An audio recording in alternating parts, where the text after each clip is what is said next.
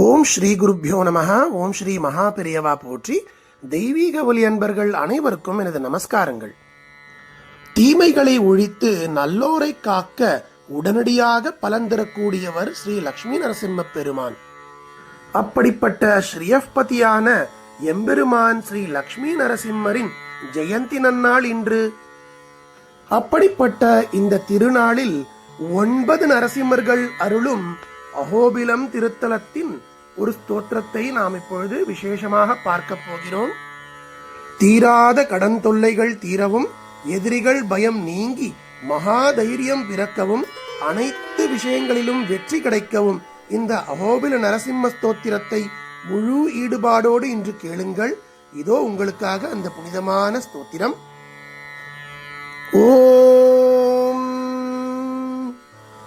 லக்ஷ்மி கடாட்ச சரசீருஹ ராஜஹம்சம் பக்ஷீந்திர சைல பவனம் பவனாசமீஷம் கோக்ஷீரசார கனசார பட்டீரவர்ணம் வந்தே கிருபாநிதி மகோபில நாரசிம்ஹம்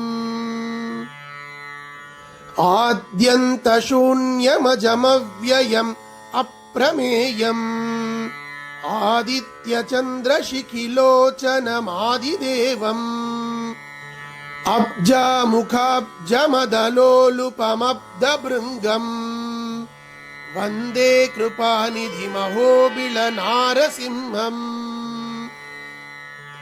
கோட்டீர கோட்டி घटितोज्ज्वल कांति कांतम केयूरहार मणिकुंडल मंडितांगम चूडाग्ररंजित सुधाकर पूर्ण बिंबम वंदे कृपानिधि महोभिल नारसिंहम वाराह वामन नृसिंह सुभाग्यमीशम् क्रीडा विलोल हृदयं विबुधेन्द्रवन्द्यम् हंसात्मकं परमहंस मनोविहारम् वन्दे कृपानिधि महोबिल नारसिंहम् मंदाकिनी जनन हेतु पदारविंदम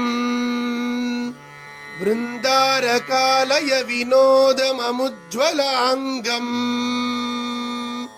मंदार पुष्प तुलसी रचितांघ्रि पद्मम वंदे कृपानिधि महोबिल नारसिंहम्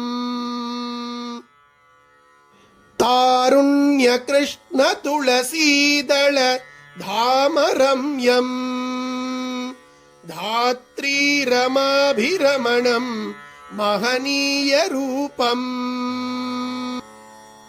मंत्राधिराज मतदानवमान भृंगम् वंदे कृपानिधि महोबिल नारसिंहम् इति श्री अहोबिल नृसिंह स्तोत्रम संपूर्णम. அன்பர்களே, அஹோபில நரசிம்மரை வணங்குவது என்பது வெற்றியின் உச்சத்தை தொடுவதற்கு சமமாகும். இக்கட்டான சூழ்நிலையில் இருப்பவர்களுக்கு இது ஒரு அருமருந்து. நரசிம்ம ஜெயந்தி நன்னாளான இன்று இந்த மந்திர ஒலியை உங்கள் வீட்டில் ஒலிக்கச் செய்யுங்கள். எதிர்மறை ஆற்றல்கள் விலகி உங்கள் வீட்டில் பணவரவு அதிகரிக்கும். இந்த அற்புதமான ஸ்தோத்திரத்தை நீங்கள் அனைவரோடும் பகிர்ந்து இந்த புண்ணிய காரியத்தில் பங்கெடுத்துக் கொள்ளவும்.